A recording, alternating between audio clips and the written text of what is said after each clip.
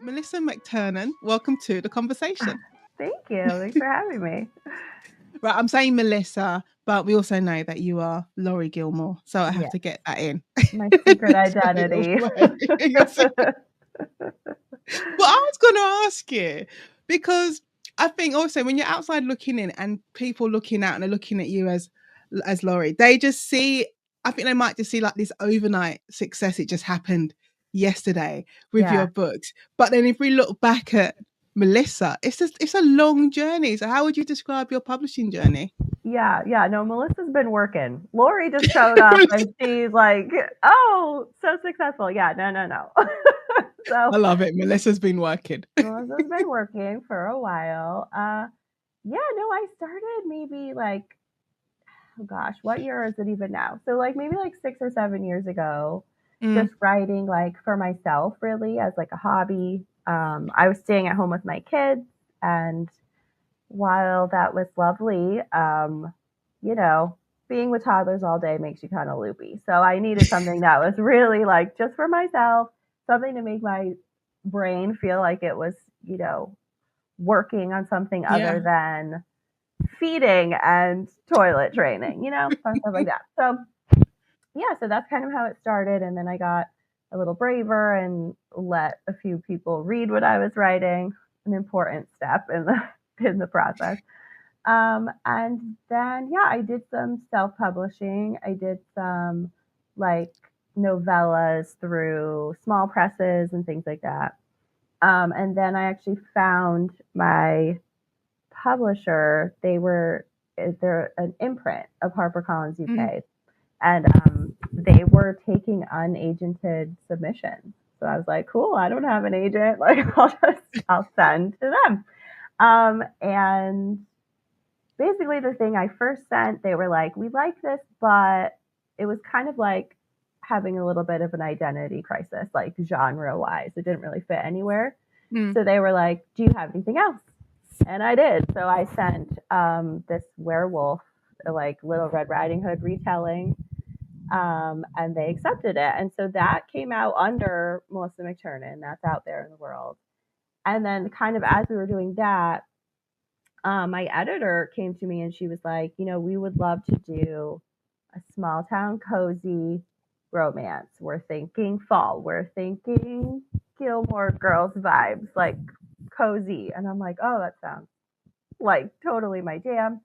And she, was like, do you want to write it? I was like, sure.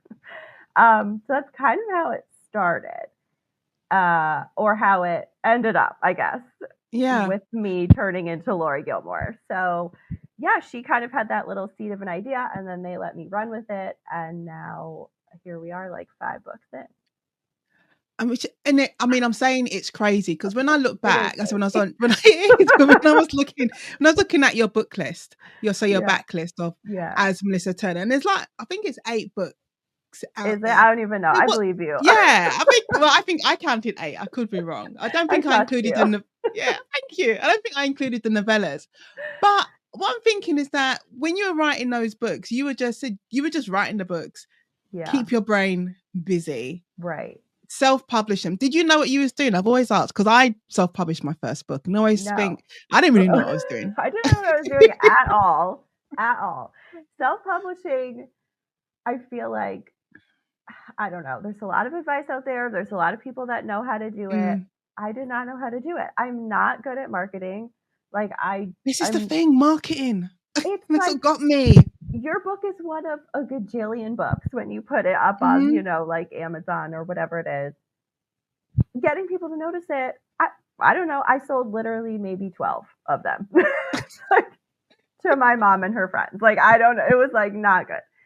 So I didn't have that whole piece of it that I was like, I'm writing stories, that's fun, but I don't know how to get anyone to read them. So Yeah. that's for me, I was like, I need a traditional publisher. Like I'm this isn't it didn't work for me. So I no, I when I self-published, I only self-published one book. yeah. And I was going to self-publish. I wrote a second book and I was going to self-publish that because I thought, well, I've done it. Yeah. But I so I know in theory, like I know what to do. I can write the book, I can find the Right. editor and proofreader and all Right. that, and I can find a cup, like that, like the easy stuff I Yeah. can Yeah. do. The Yeah. marketing stuff, I was just like, oh, It's this so is not my. hard. It was so hard, Unless and there you wasn't. just, yeah. Yeah, there wasn't even like there was a guidebook. Well, I couldn't find a guidebook to say Mm-mm. this is how you stand out. As you said, amongst the thousands of thumbnails on Amazon. Seriously. Yes, thousands and thousands. And I feel like the advice is always changing. So, I would see something like, oh, you have to do like this type of ad. And then it's like, nope, that one doesn't work anymore. Now you got to do this. And I'm like, I can't. Yeah, Like, I'm one person. I cannot keep up with this. Yeah, I think unless you're really good at, I don't know, social media, or you have to write something that is just bizarre enough that like it catches. I don't know. There was like that one with the Minotaur guy that went viral. I don't know. Anyway, I feel like it has to be like just crazy enough that it catches people's I'm only attention. laughing so hard because I do remember. Do you know what I'm talking about? And I know exactly what, because So there was a book for the benefit of those who do not know. I think I just need to Google it because yeah, I remember. I don't know if I must have seen it or heard about it, or it must be on social media. And yes. then I decided to take myself, but I had no business. I probably should have just been writing my own book and went down this rabbit hole. And I was like, "What?" It's a crazy rabbit hole to go down for sure. Yeah. So I couldn't bring myself. I'm not writing Minotaurs, so I don't know. I couldn't. It didn't catch on. We should really get serious again. Let's get serious again. So, like, I know that's probably how a lot of people felt when I was reading Minotaur. Like, oh, anyway, if I go back, you said, okay, you need to keep yourself busy, Yeah, because you're with the babies. So you yeah. decide to write. But, like prior to the babies, did you ever have like an inkling to say like writing is the thing for you? No, no. Really? Yeah, I mean, I don't know. So I've always been a reader. I always loved Yeah. reading. I just writing a book just always sounded like some insane endeavor, like running a marathon. Like, how do you run a Mm, marathon? I don't know. So like the idea of writing a book just seemed like this crazy thing that I just couldn't figure out how anyone would ever do. And yeah. I don't know. I was like, I'll leave it to the professionals that know what they're doing. They will write the books. I will read the books. So I didn't really think of it. Although I will say, I found something I'd written in like second grade, like when I was like 8. And in the little about the author at the end, I wrote that Oh, I wanted to write books. So apparently at some point I did it want was to, there. and then Yeah. that dream like died. I was like, well, I don't know. Let that go. And then I circled back around. So I don't I know. Yeah, I remember thinking, you were saying like, how do people write a book? And it sounds like Yeah. a strange thing to say, but I would remember like I'd read a book, get to the end, and then I'll be like physically examining the book, thinking, how, Yeah. like, how did you get Seriously. these 400 pages? Like, I might have an idea, but how did you put that into a story? And it sounds like a weird thing to say, like a grown woman looking at a book going like, Yeah. how? But that's honestly what I was thinking, like, how? How? I think it all the time. Every time I have to sit down and start a new one, I'm like, how did I? How does Yeah, to be this fair, go? Like, that doesn't oh, go away, to be fair. It does not it really go doesn't. away.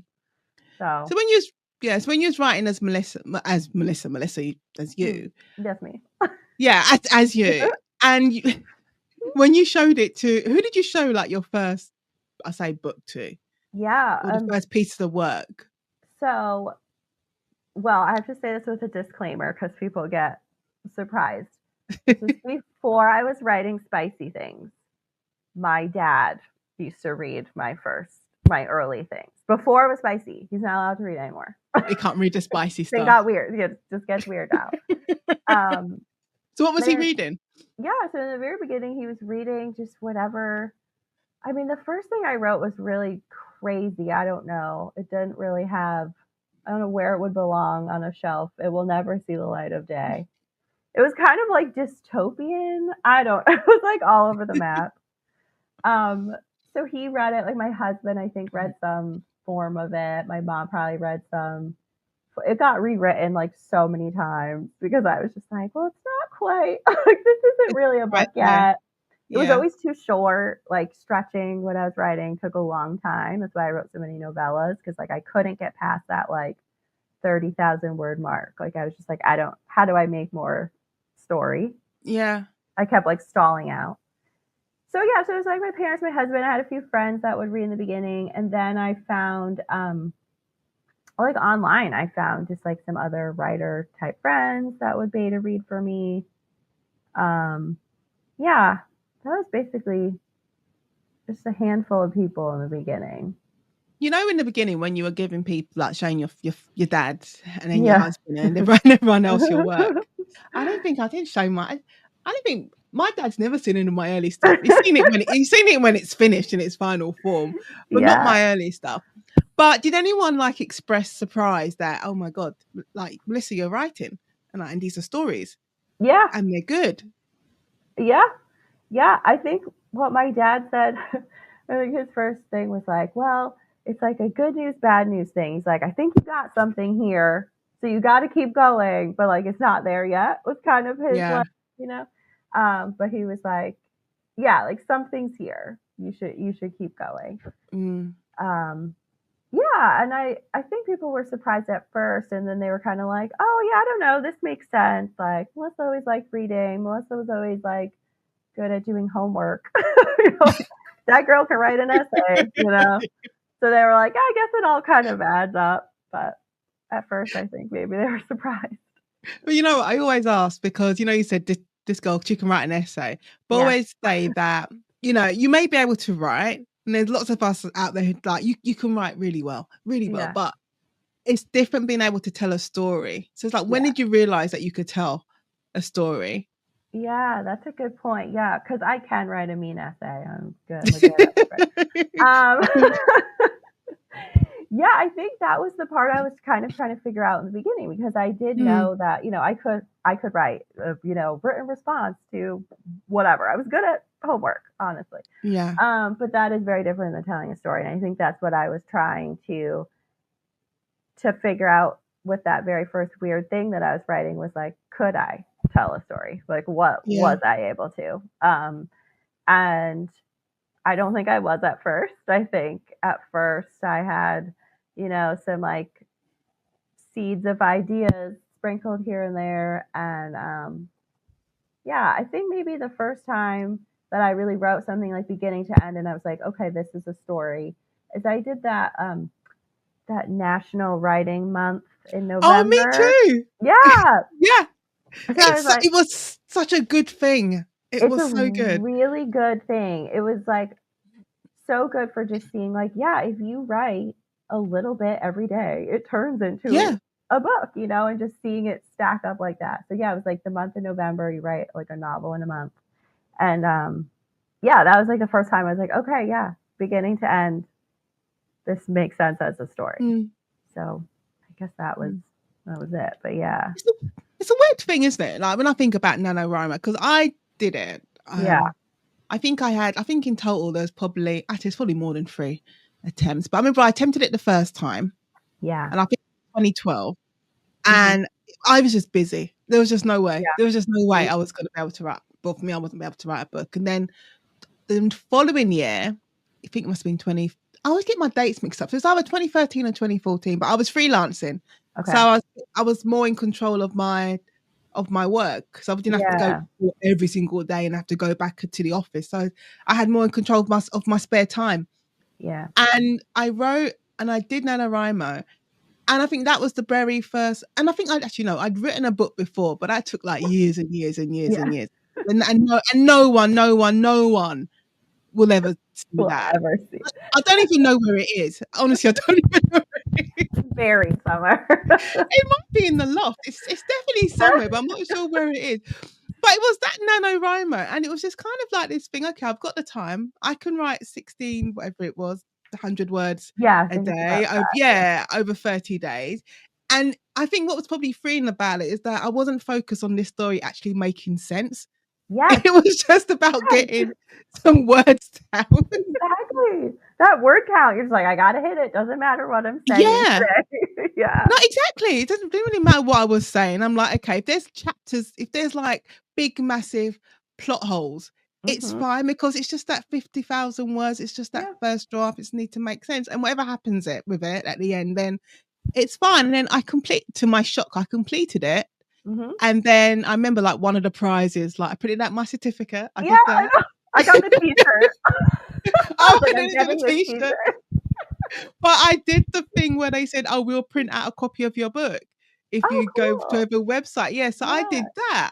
I've still got it somewhere. I like And that. I Yeah. printed out the book, yeah, and it arrived, and I was like, "Oh, I did oh!" It it. was really thin because it's 50,000 I words. It's know, yeah. really thin.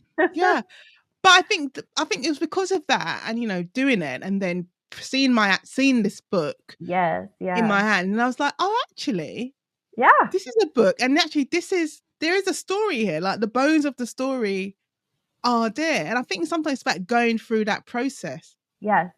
Yeah, I know, I totally agree, and I think, I mean, honestly, I still write the same way that I wrote for that. So Me I have, too. yeah, it's like I have a word count every day that I have to hit, and it's like it doesn't matter if it's not very good, like just get the words out, even if they're not going to make it to the final. But it's like Yeah. every day hit that word count, and I think that just really helps. It helps me stay on track. It helps me.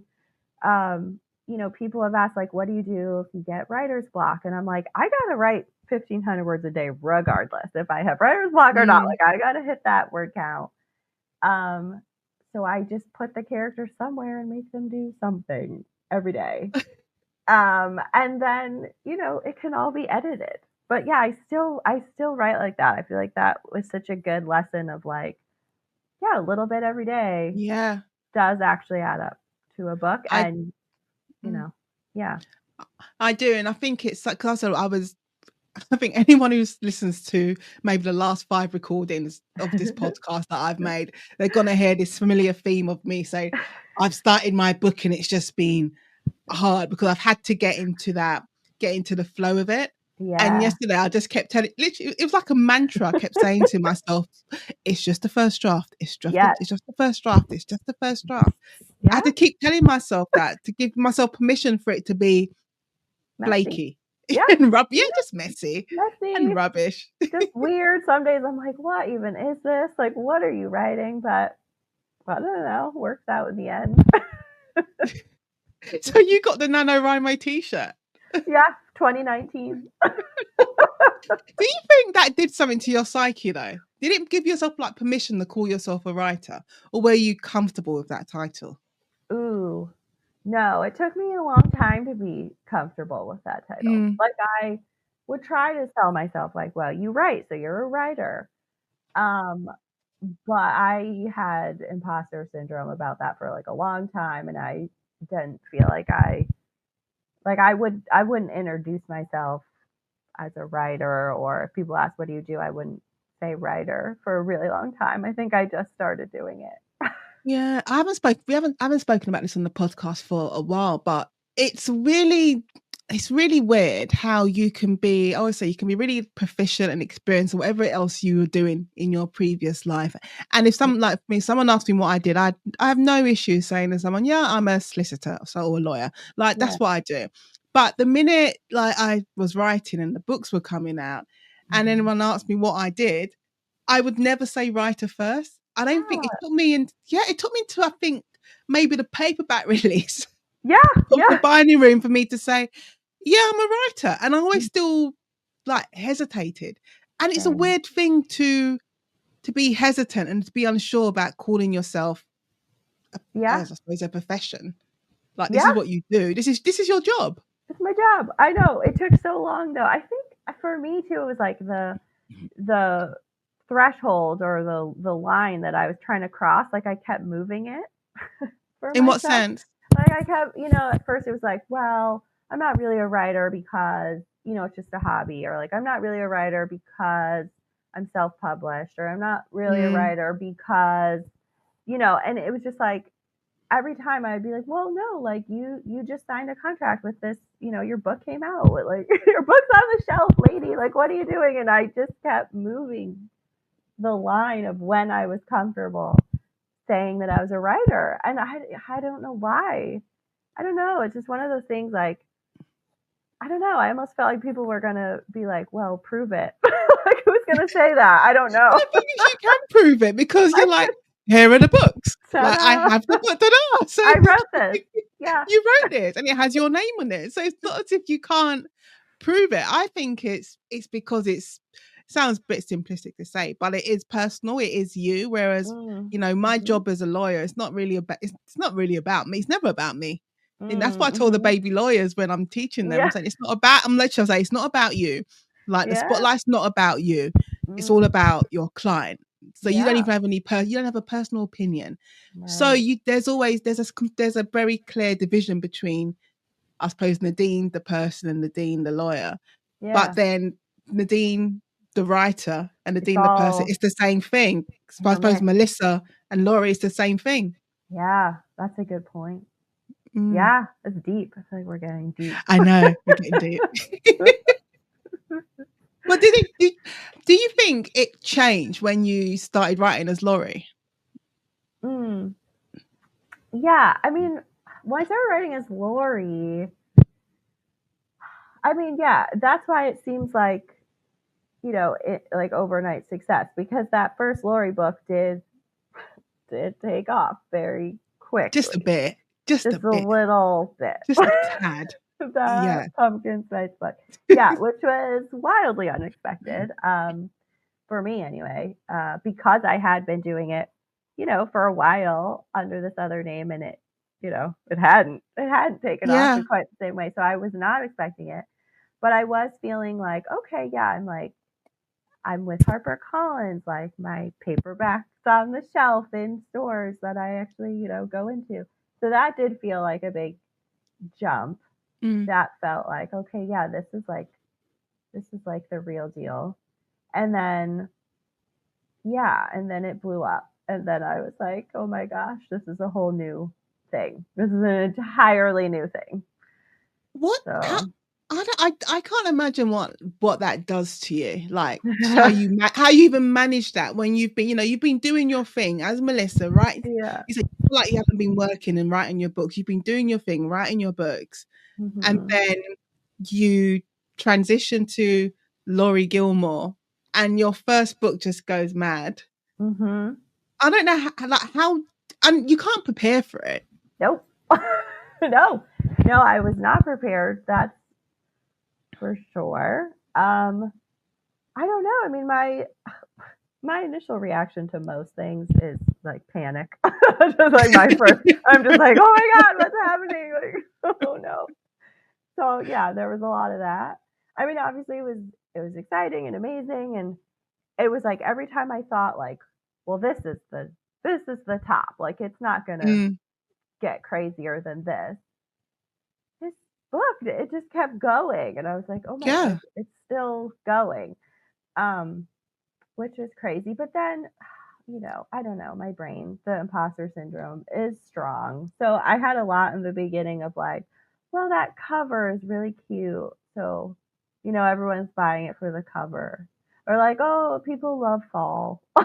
So they just really want it for fall. You know how people are about fall. Yeah, people love cinnamon. People love cinnamon so much. So it even took like a few books into the series of like, oh no, people are still buying it and they like them and they are buying them to read the stories and not just for the cute covers. Maybe now 2 years in, I'm like, okay, okay, yeah, I guess it's going well. But yeah, I don't know. Maybe I need you therapy. Guess it's think of this as your therapy. You guess it's going well. Of course it's going okay. How did your family manage it though? Because that's the thing as well, because they're on the journey with you. You said they've been reading your stuff from since forever. Yeah, they've been on the ride. Yeah, they've been on the ride. Yeah. And now the ride has gone from a little, what I will say, like a little teacup ride. Merry-go-round. Yeah, and now it's gone for the merry-go-round, and now it's a full roller coaster. Yeah.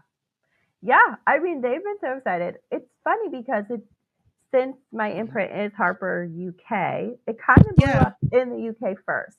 So Yeah. we were all kind of looking at it over here from like a distance for a little while. We were like, oh wow, look at that. Oh yeah, over there, it's like doing really well, which obviously was super exciting. And then it came over here. So then I had people, you know, college roommates and first grade teachers and every like cousins being like, I saw your book here, I saw your book here, like, and they were all freaking out. So that made it more real for me too, of like, oh gosh, like people that have known me my whole life are finding these books like out in the wild. So that was cool. That made it more real. I mean, my mom is like president of the Laurie Gilmore fan club. Like she is like tells everyone she ever met like what's going on. That's my daughter. She's like, that's my daughter. Yeah. She wrote this literally book. goes into bookstores and she's like, my daughter wrote this. Like she tells I the love bookstore it. people. Yeah. So she's been all in. Yeah, everyone. My brother-in-law was at a bookstore just chatting it up with the booksellers about how he knows Laurie Gilmore. And yeah, they just go out into the world and like proclaim it. Very supportive, mildly embarrassing, but yeah. That's the best thing about, I mean, that's family really, isn't it? Supportive and embarrassing. Supportive and embarrassing. Yeah. But it must be, you're talking about it. It must be weird, like watching it like watching your career from, it's only a distance in terms of this is a new name, but in terms of everything's happening over here in the UK first. Yeah. Yeah. It was interesting because there was just kind of this like little, I was just a little bit removed. Like I was walking into my bookstore and not seeing the book on the shelf, or there'd be, maybe one or two copies. And then hearing about it really going crazy in the UK. And, obviously my editor and everyone would be sending pictures like, look, this bookstore did a whole display in the window with pumpkins and it's so cute. I'm like, yeah, that's cute, but it's all still over there. Yeah. So yeah, it was kind of good though, maybe because it gave me a minute to process that before it was more over here.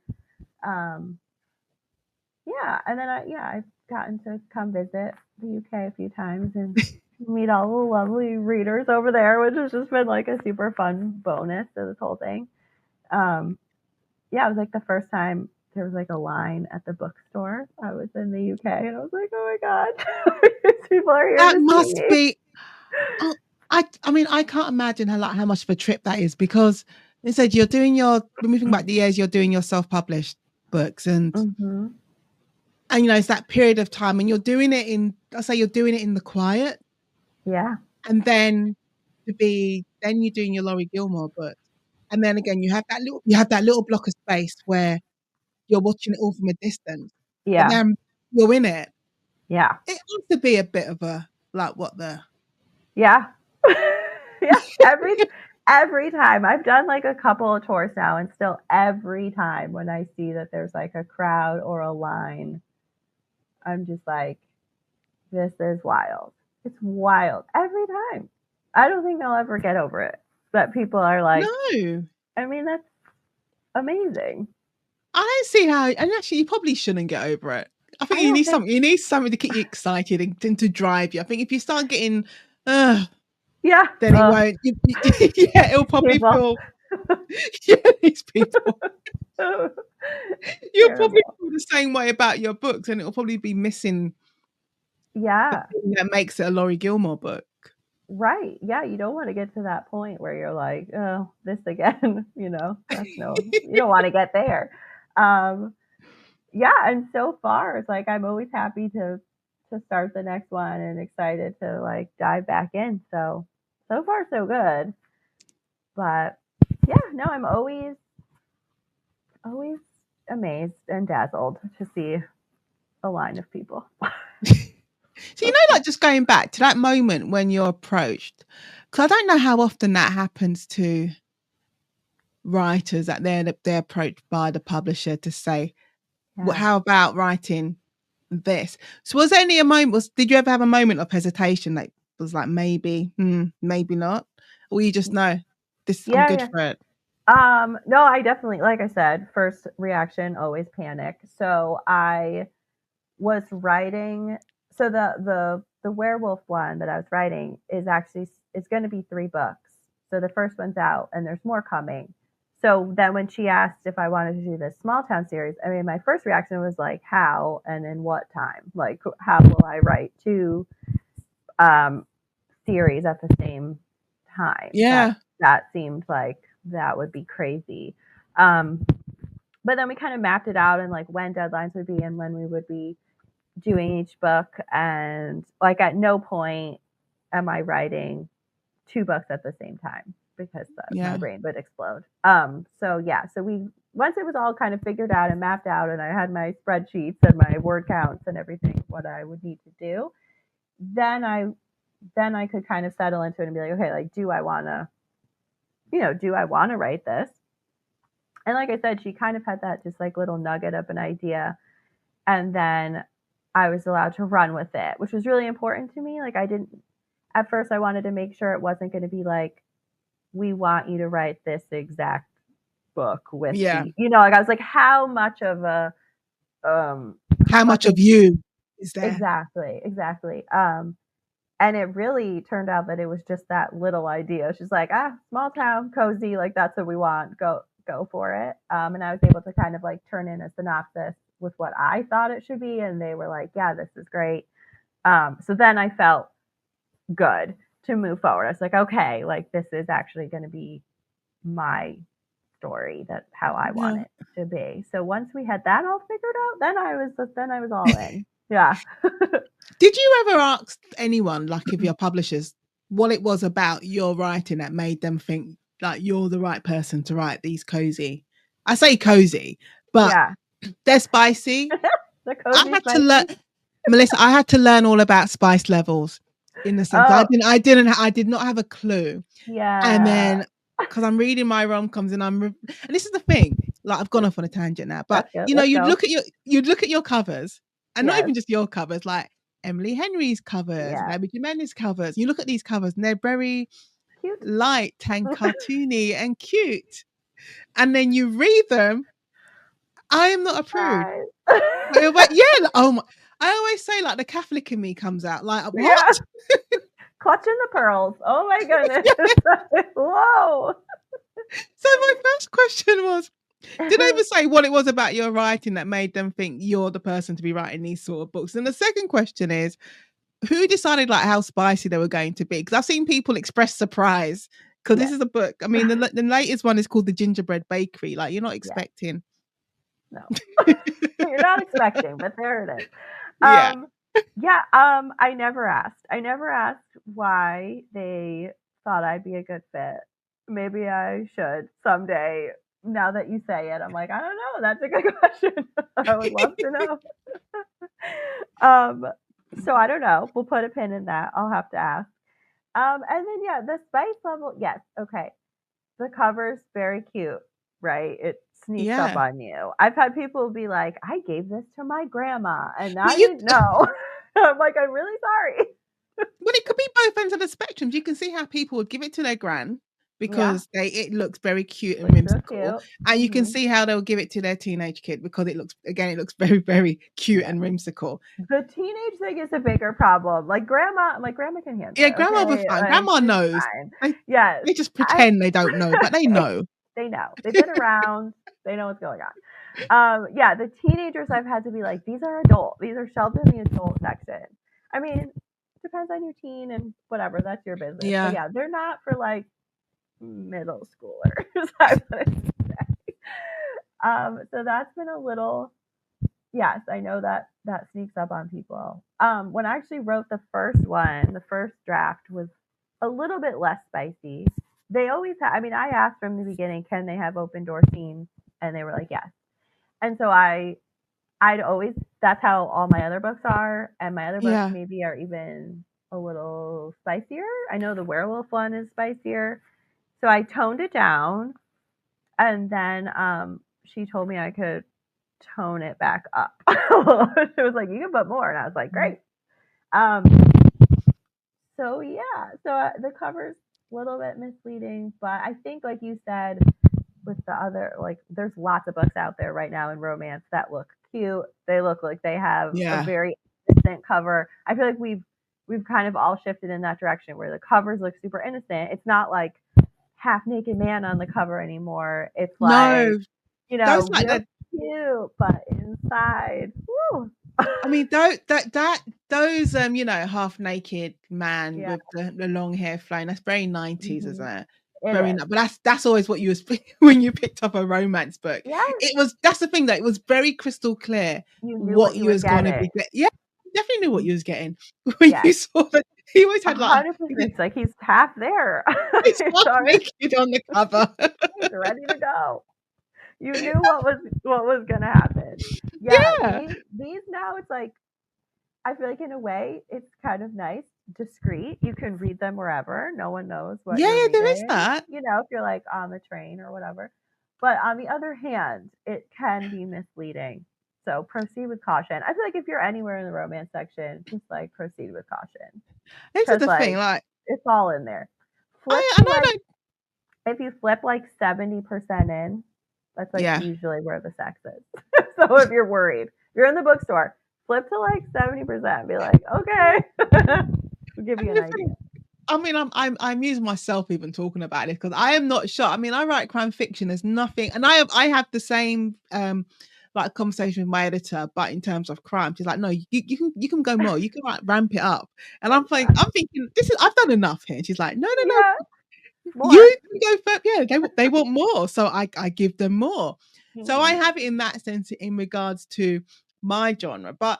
And I said, I don't consider myself, I'm not a prude. Like, I'm Yeah, fine with yeah, it. I was just surprised when I was reading because I go through my rom-com like yeah, moments. I'm like, all I'm going to read is rom-coms. I just need a break from the crime fiction. sure. And I don't think I'd read a lot of rom-com for a while. And then I've picked up these books and I'm like, hold on a second. So then I had to go on Google. What are the spice levels? Yes, rom-coms have really taken off lately in the spicy Yeah. arena, I would say. Yeah. Yeah, have you read Elsie Silver? Hers are very spicy. No, I haven't. Oh, you're like, "Oh, these are nice cowboys." Well, let me tell you.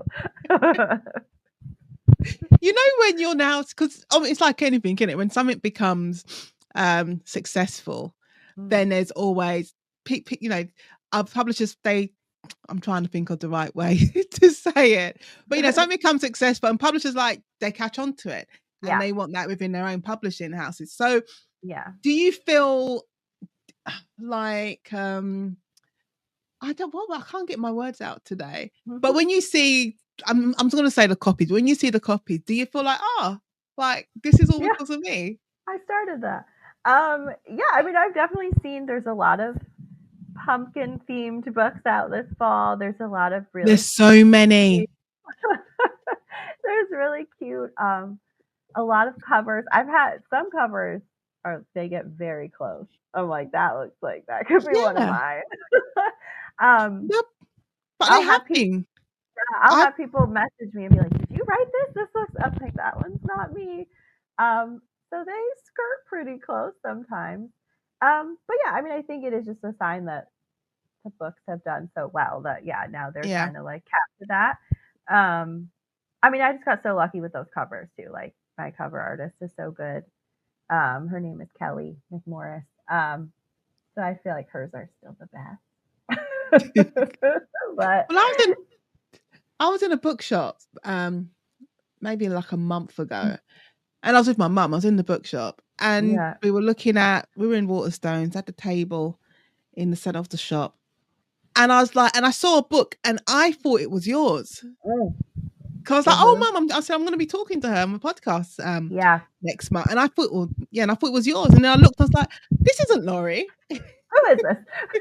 She was like, who is this? This isn't Laurie. Yeah, yeah. There's a few out this fall that are very close. So I don't know. Yeah, that's what I was looking for. I thought, it's a compliment. I think so.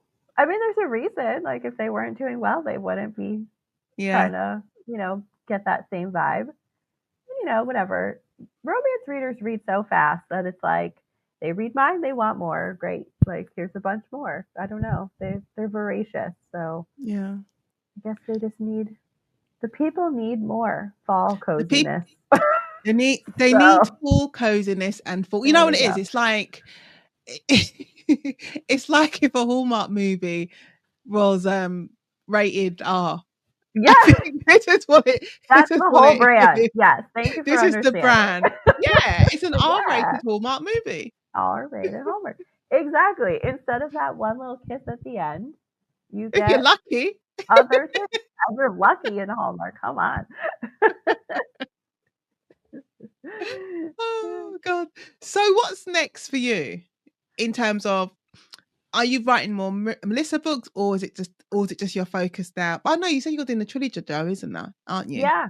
Yeah. As Yeah. Melissa. So yeah. So the second werewolf one in the Melissa realm of the world is coming out next spring, May, I believe.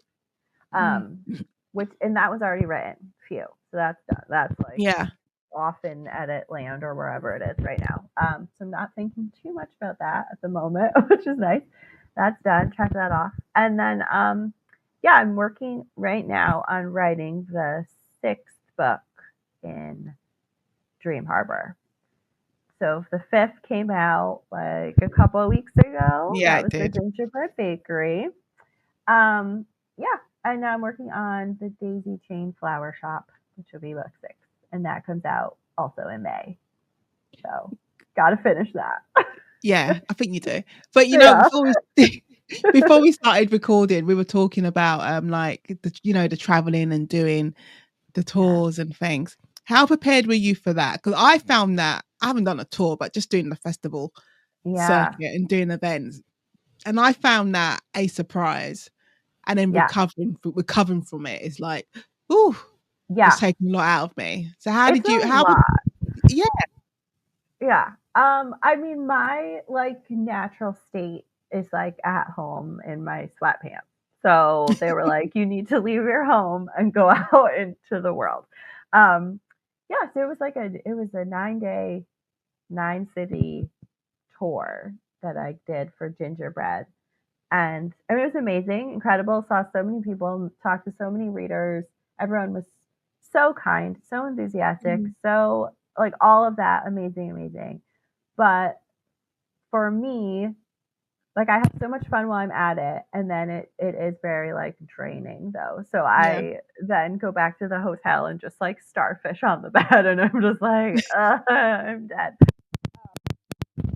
Yeah. So then when I get home, I have to kind of get back into, my kids they're still here. So I have to, they're still there. they're still here. So I have to remember how to do all that again, and just get back into being home. Yeah, and just kind of like get my brain around what I'm doing. So really this Mm, week I've been kind of just like rereading. So I was like half done with Daisy when I left for the tour, like put that on pause, then came back and kind of had to like I spent, the first part of the week just rereading what I already had and getting my head on straight of like what's left to do. yeah, Because I don't really plot um, the whole book out in the beginning. I basically just start writing. So now halfway through, I'm like, now's kind of when I plot out what we see need where from you're here going. to the end. Like, how are we going to get to the end? So Yeah, I was just kind of like spent the week getting my brain on straight. And what's today? Wednesday. So now I have to Wednesday. like, where am I? So yeah, now I'm back to writing. But yeah, it is kind of like reacclimating after being But you, gone. but when you're writing these books, the Laurie Gilmore books, and you said you've written your first section, so you did it without a plot, and then you've had to work Yeah. out the plot. Yeah. Are you in?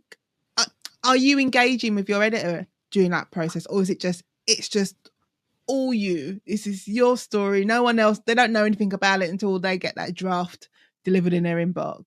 Yeah, I mean, so we'll usually do like a brainstorming session in the beginning of the book, Mm, of just kind of like, what am I thinking? What's she thinking? I mean, we usually know who the couple is because they'll have been introduced. Like I always introduced them in the book before. So like we knew it was Right. going to be Daisy and Elliot for this one. And then like, I don't know, when I was in the UK over the summer, we did a lot of just like brainstorming on trains. So I had like a very chaotic Google Doc that I was adding to on my phone of just like, and this random thing and this random thing.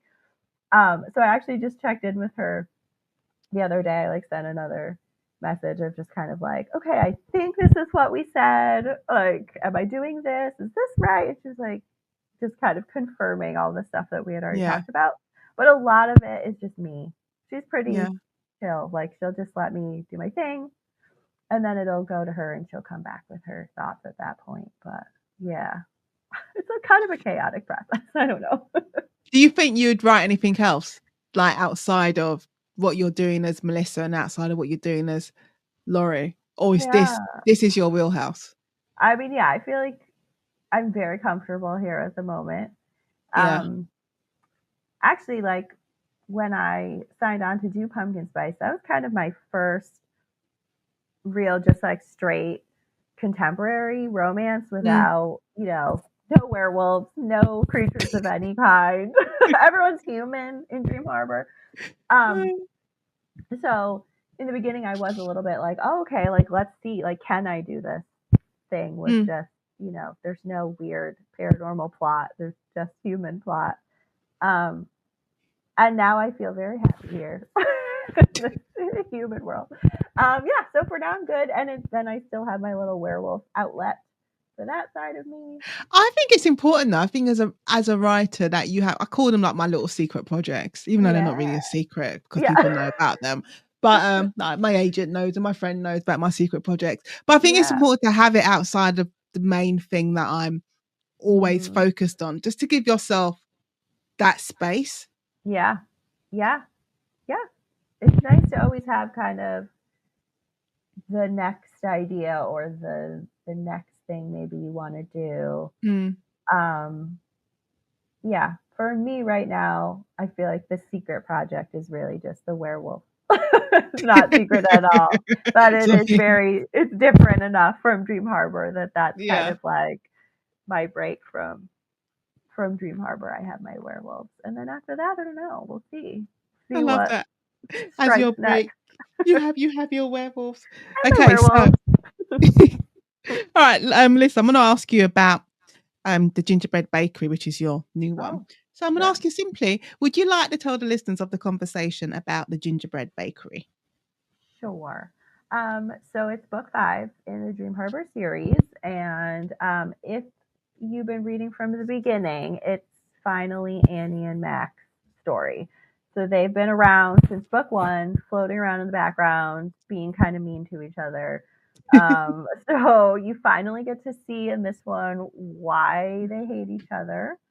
The book mostly takes place over like the course of a weekend. It's Jeannie and Logan's wedding. They're the main characters from Pumpkin Spice, and they're finally getting married. So it's Dream Harbor. Everyone's involved in that wedding, of course. And then you get some flashbacks. You get to see Annie and Mac when they're teenagers. You get to kind of see their past and why they've been mad at each other for like 10 years. And then, they probably fall in love eventually with each other. Okay, right. So I have two questions. Oh, start my list. So I have two Well, questions to ask you yeah. about this book. So the first one is, did you face any challenges when writing the Gingerbread Bakery? I think the biggest challenge was just living up to the hype and people Yeah. waiting for Annie and Mac, because those were two characters that people have really been asking for from the beginning. So it felt like a high pressure one of just Mm. like I wanted to make that satisfying for everyone that has been waiting. So I had to kind of, while I was writing, block that out because Yeah. I didn't, of that thinking of just like, oh, everyone has been waiting for this one, better make it good. So I had to shut that part up of my Yeah. brain. No, Uh, but it's it's something that you don't think about when you're writing your earlier books. You're not having that level of success. You're not thinking so much about what the world is thinking. But when Exactly. you've written your new series and those books have now become stratospheric, it can't not be like niggling away in the back of your brain that people have, Mhm. well, the readers have expectations now. Yeah, exactly. Yeah, writing Pumpkin Spice, I was like, "Oh, this is great." Like, Yeah. putting in what I like, putting in what I think is cute, what I think is funny. Just great, put that out there. But yeah, at this point now in the series, it's oh, like people are expecting certain things, people want Mm, certain things. I want to keep them happy. Obviously, you can't please every reader with every book. Everyone's going to like different things. But yeah, that's always kind of in the back of my mind now in this series. So yeah. that was probably the hardest part. No, Just I can walking that out. imagine. No, that's the thing. It is about blocking it. You have to find a Hmm. way to just block it out and just focus on. Let me just get this book done, Yeah, and you can worry about what everyone else is thinking afterwards. exactly. Not right now. Okay, Yeah. so if you could spend an afternoon with any of your characters in the Gingerbread Bakery, whom would you choose and why? Mm. I mean, maybe Noah from Cinnamon Bun because he has a boat, and, and he's my book boyfriend. Yeah, I do love him. Or Annie because I like to eat baked goods, so she could just bake things for me. Well, you know what? These are two like my favorite things. I like being near the water, so Noah's a good choice. But also, I know I've got two cinnamon buns downstairs, so I'm Yeah. like, Oh yeah. yeah, and We he's a could good bring the choice too. baked goods on the To the boat. boat. See, see how we're thinking. Okay, so Melissa, your last final set of questions. Are Yeah. you I think I know this. Are you an introvert or extrovert or a hybrid of the two? I think I'm a chatty introvert. Like I think I can go, I can talk to people, I can be out in the world, but yeah, it drains me. So I think Yeah, introvert. Yeah. starfish on the bed. You need to Starfish. decompress. Exactly. Okay, so what challenge or experience, good or bad, in your life shaped you the most? I think becoming a mom. Mm, Yeah. Becoming a mom like really knocked me on my butt. Like I really thought I had it together. I thought I knew lots of things. I was super smart and I knew how to like do life. And then I had a baby and I was like, "Oh my god, I was wrong about everything." And it was just really hard having a baby. It's really hard. And then I had another one. So yeah, so having kids really changed everything. Changed yeah. my brain. But then I was thinking about it and really like I don't know if I would have started writing if I hadn't had Mm. kids because I was teaching. I was a teacher before I had kids. Probably still just be doing that. I don't know. I don't know if I ever would have had that feeling, that need to do To something be like to be that for creative, but myself. not so just to do Exactly. something, but to be so creative. Because really, I mean, Yeah, you could have done anything else, I I suppose, know. but I that yeah. level of creativity that needs that focus. Yeah. Yeah, definitely. So yeah, I don't know if I would have had that need if I wasn't Yeah. home with the babies. So I I don't know. I think that need would have come out in some other shape or form. If it wasn't for the Yeah, babies, I think it would have.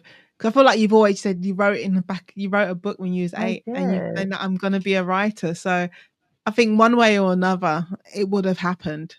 Would have eventually happened. It's Yeah. interesting to It think would, about. yeah. But I think it just would have been a different pivot in your life that probably would have led that way. Yeah, true. Mm, Yeah. okay. So if you could go back to when you were 25 years old and give yourself one piece of advice, what would it be? This I don't I don't like a time traveling plot because I feel like I would go back and I would mess up the whole thing. um yeah, and like everything I was doing when I was 25 is so different from what I'm doing now. I was teaching. I didn't think any of this was coming. So I guess I would just say, like, just be open. Yeah. Yeah, just be open to whatever is going to come because it's going to be really different than what you're expecting. But I don't think I would say that to myself because it would freak myself out when I'm 25 and I derail the whole thing. You'd have been like, what do you mean? Well, I What do you need to mean know. it's not going to be like, tell me more. How is it going to be different? I think your brain, yeah, don't. If it It ever wouldn't happens, do be. not go No, back and say that to yourself. I'm just not going to say anything. Yeah, just say hi. Just You say look you're doing well. great. Good job. You're doing great. Yeah, yeah. And That's whatever you're it. thinking about how you look, it's not how it It's reality that's of it right. all. Because you That's always look right. back at past pictures of yourself, you're like, oh, No, you were really? so cute. Yeah. Like, what were you thinking? Why were you thinking otherwise? That's true. That's really the best thing to tell yourself. Yeah. You look fine. You look fine. Like seriously, you look fine. So Melissa, what is your non-writing tip for writers? It could be have a spreadsheet. It could be Yeah, go out on the water. I do highly recommend a spreadsheet. And then I was gonna say, yeah, just find like good beta readers. I think it's Yeah. really important. Someone that's gonna be honest but kind. Because I don't like it. I don't like mean feedback. Like, don't be mean about the feedback, but someone that's going to tell you like what you need to hear. I think is It's a important. skill though. It Being is, able yeah. to read something, critique it, and then give the Mm-hmm. information to the author in a way that doesn't make it feel like a personal attack. Not everyone can do it. Not everyone Yes. can separate the personal from the actual, I suppose, from the art and from the craft. Yeah. No, it's true. And to actually give you feedback that is like actionable, you're like, oh, okay, I get what you're saying. Instead of just Yeah. like something's not working here. Okay, great, Yeah. but like, what do I do now? See, I found this really good, like fellow writer online. To beta read for me, and she was awesome. I mean, she still is awesome. Um, but yeah, she would just have very specific key things of like, put more here, and I think you could do this, and she would like have suggestions, and yeah, and that was like really helpful. So. Yeah. Before I let you go, do you have the same beta readers for your Melissa books and your Laurie books, or are they completely different? So that was like really all for my Melissa books, and then these Laurie books were on such kind of like a fast Turnaround. turnaround that I don't really do beta readers for them. They go, it's just like me and my editor back and forth. So I'm asking you more questions. How quickly can you write a draft? I So we think, both did NaNoWriMo, so in theory you yeah, can do it in 30 I, days, but how quickly do you do theoretically, it? Yeah, theoretically. real life, like 3 months. Okay. Yeah, it's not. It's like about 1,500 words a day. Yeah. Because the books are longer than 50,000 words, which is what the remote thing is. But Yeah. so about 3 months. Okay. That's like first draft, and then goes off for content edits, and she comes back with like, you need a lot more here. I underwrite, so it's always like, you need to say Oh, more. I underwrite a lot. Yeah, I'm always under. I am an Yeah. overwriter. Yeah, oh So you're God, yeah. just like, slash this. Oh Mine God, is. if I show one day, I'll probably have to show my letters to people. Like my editor, I love my editor, but I can guarantee I already know when I get that letter back that she does a little nice introductory bit, and then she's like, Yeah. right, the work, and the Yeah. first section is always word count, underline, exclamation mark, and I read it and I'm like, I know, I know, we need to Yep. cut, we need to cut. Yep. Same but opposite. Mine is just like, we need more here. We need Describe it. words. Put them here. Like, make them leave the house. My characters always need to leave the house. Oh, before I go, I need to ask you again about the steam and the spice. Were you aware Yeah. of how? Did you surprise yourself that automatically you were able to go there with the steamy scenes and the spice levels? Oh, no, that took a while. Yeah, that took ramping up. So like I said, when I first started, like it wasn't steamy at all. My dad was allowed to read it. And then things just kind of like kept escalating. Um, so no, it took a while for me to not be embarrassed as I sat here and write, like by myself, making myself embarrassed, right? Getting all red. Um, but now I think I've just desensitized to it. And Yeah, I read spicier than I write. So I'm always just kind of like, well, it's not that spicy. it's Like not this, that. Yeah, this it's not person that thinks level. it is. Yeah, like I'm just no. Like, Yeah, at the moment with my crime books, whenever there's a sex scene, I described it as you see them like they'll start making out and they'll probably go upstairs, and then we skip to the next scene where Fade to someone's they're leaving the house, they're leaving the room. You can use your imagination in Like, the we space all of turning know. the pages. Yeah, you know what happened. We all know We what know. happened. You don't need to. I don't need to describe it. Like, use your imagination.